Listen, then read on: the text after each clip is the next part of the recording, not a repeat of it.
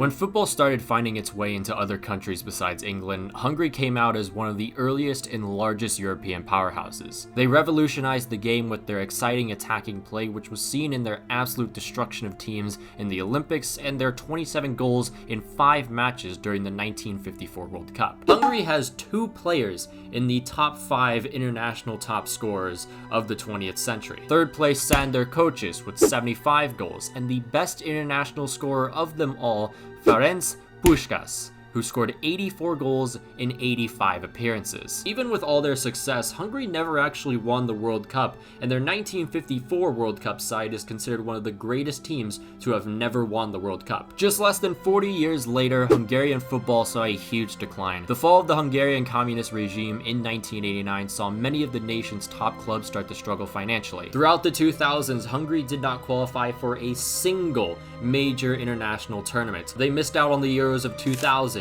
2004, 2008, and they missed out on the World Cups of 2002, 2006, and 2010. They had their lowest of lows when the team finished 6th in their group for the 2008 Euro qualifiers. Things weren't necessarily any better in the early 2010s though. Hungary again failed to qualify for the Euros in 2012, and a year later were demolished 8-1 by the Netherlands in a World Cup qualifier. Going into another qualifier in late 2014, it looked to be another tournament Hungary were going to fail to qualify for. Their first match was a 2-1 defeat to Northern Ireland. Shortly after that match, head coach Attila Pinter was dismissed by the federation, and that was probably the best decision the Hungarian FA had made. Hungary appointed interim coach Pál Dárdai for 3 matches. He performed well and acquired 2 wins and a draw, but in the end he declined Hungary's offer to become head coach permanently. In came Bernd Storck, a German sports director in the HFA, and along with him, a brand new era of Hungarian football.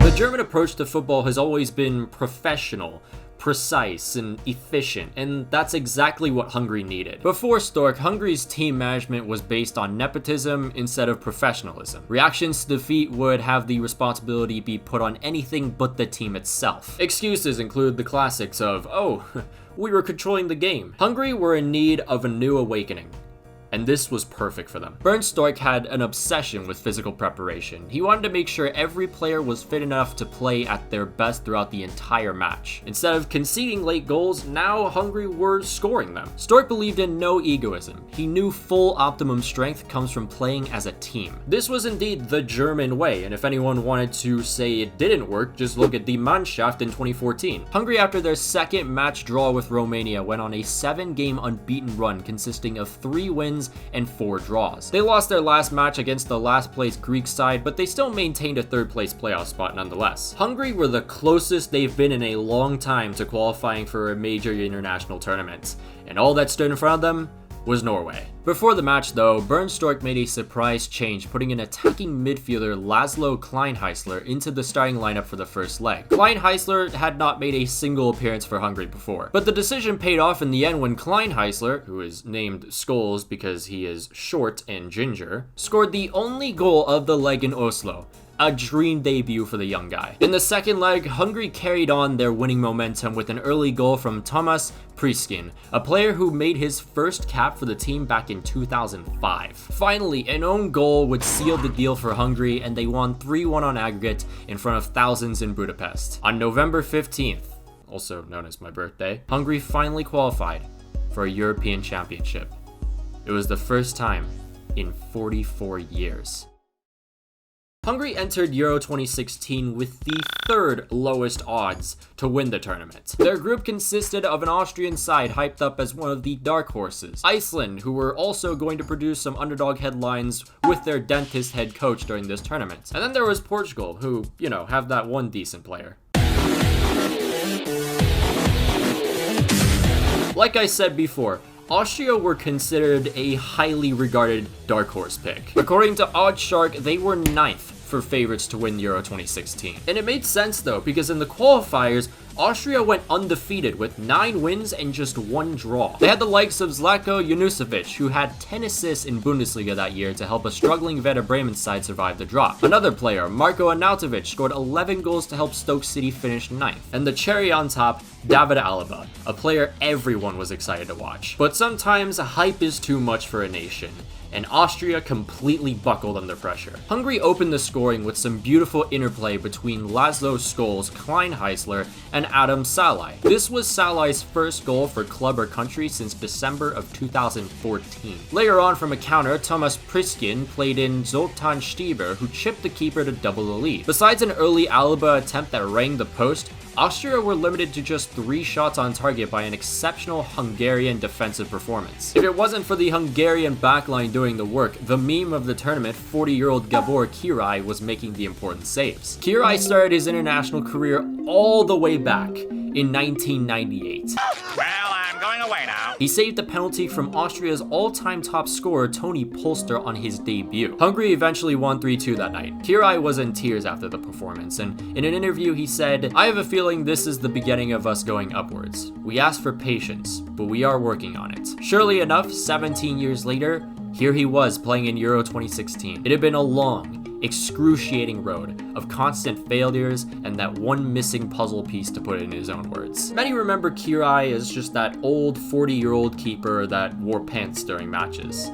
But he was definitely more than that. He's been a staple in the side for a decade now. His words in 1998 carried a huge weight of optimism that kept getting shot down, yet always got back up to fight again. Against Austria, Kirai maintained a clean sheet.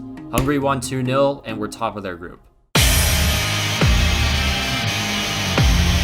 Iceland were producing their own headlines as they had just tied against Portugal and got even more attention when Cristiano Ronaldo criticized how they played. Hungary throughout the match had dominated most of the possession, but it didn't really matter too much because Iceland's defense were just as frustrating as they were against Portugal. The Hungarian defense was not as exceptional this time as well. They were under a little more pressure due to Kirai making some questionable passes. Kirai then made an error that led to a penalty for Iceland. Gylfi Sigurdsson converted it and Iceland led 1-0 into the break. Just as it looked to be a historic win for Iceland, they conceded an own goal in the 88th minute, and the match ended level. On the other side of the group was of course Portugal and Austria, who had a 0-0 result, meaning Hungary were still top of the group.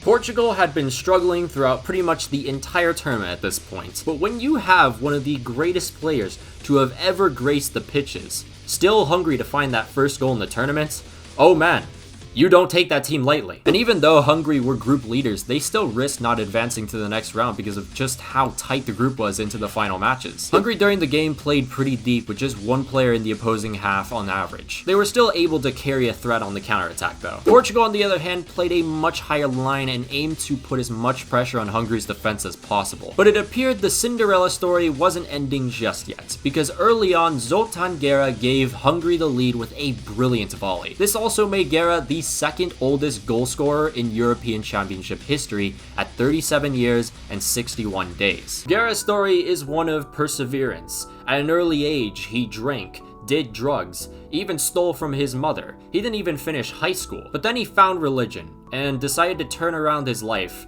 and become a role model. Zoltan has played more than 250 matches for West Brom and Fulham. As the half was coming to a close, Nani slid one past Kirai and tied the game up 1-1. Into the second half though, Hungary's captain Balázs Duzsák scored 2 extremely lucky goals. But unfortunately, every time Hungary scored, Ronaldo would reply just a couple minutes later.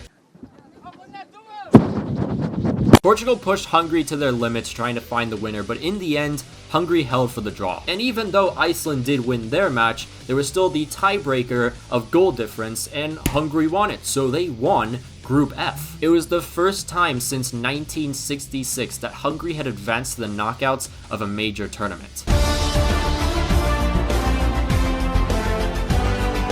The knockouts began, and Hungary faced Belgium's emerging golden generation, their biggest challenge yet. Belgium immediately took over the match and scored early on into the 10th minute. But the second half saw Hungary adapt to the game as they had many close chances. Hungary in the second half were hungry.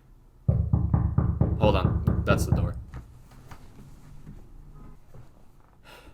It has come to my attention that I have been banned from the country of Hungary. It's a cliche thing to say, but I definitely believe if one of the shots crept in, the match would have been a completely different ballgame. Hungary applied so much pressure on Belgium, but once Belgium found a way through the Hungarian defense again, it was practically over. Hungary collapsed, using up all their energy throughout the entire second half and conceded 2 more, unfortunately. They lost 4-0, but that scoreline really does not reflect how well they actually performed. But one huge performance that needs to be pointed out is Gabor Kirai again. The man was going out with a bang, whether anyone liked it or not. He had 10 saves against Belgium and produced one of the greatest saves of that tournament. Bernd Storck after the match said, "We knew we were coming up against terrific opposition. I have to congratulate the team for their performance throughout the championships. We have a positive view of the future." And it seems to be the case because Hungary qualified for Euro 2021 this year. Their squad is pretty different, but there's some exciting players to watch, including young 20-year-old Dominik Szoboszlai, who really, I'm very excited to watch. There's also Willy Orban and Peter Glasik from RB Leipzig. This team is not to be messed with. Don't underestimate. That's right. Just to put in a conclusion, I feel like the whole Hungarian story has just been completely forgotten after the Euros. You still hear a little bit about Iceland and Wales, and I guess Portugal too, because they weren't expected to win, especially after that group performance. But it's unfortunate because Hungary's story is one that's very interesting. You have a team that was once the greatest team in the world in the 1950s, declining down into the 1990s to never qualify for a European or even international tournament until the 2016 Euros. Many different excruciating paths only ending up into failure. And finally, they prevailed. It's such a great story to hear, and it's one of the many reasons why I just love international football. You'll realize that you don't have to invest all the money in the world to become the greatest national team in the world. There are always going to be those underdog stories. I really do not think that money will ever be able to take over the international game. You see the likes of Iceland, who just made it to the World Cup. North Macedonia is also playing in the Euros this year. So many different international stories, and I guess that's probably why also Hungary's story just doesn't get talked about that much, because there's so many of them as well. But yeah, I just wanted to talk about one of those underdog stories that no one really talks about, and just educate you guys and tell you guys more in detail about what this team really was about. If you have any other underdog stories you want me to talk about, especially during the Euros, kind of might help my views, I don't know, leave them down in the comments below, and I'll definitely look into them. Be sure to follow my Twitter, my Twitch, my TikTok, and my Instagram, and I will see you in the next video.